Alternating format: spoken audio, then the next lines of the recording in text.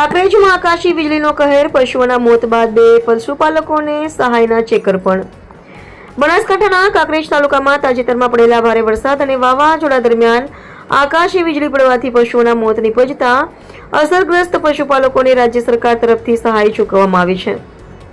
પ્રાપ્ત માહિતી મુજબ કાંકરેજ તાલુકાના અકોલી અને પાદડી ગામે આકાશી વીજળી પડતા 2 ભેંસોના મોત થયા હતા. ઘટનાની જાણ થતાં સ્થાનિક ગ્રામ પંચાયતના તલાટી મંત્રી તેમજ તાલુકા વિકાસ અધિકારી નરેશભાઈ ચૌધરી દ્વારા તાત્કાલિક કાર્યવાહી હાથ ધરી સમગ્ર રિપોર્ટ ડિઝાસ્ટર વિભાગમાં મોકલવામાં આવ્યો હતો.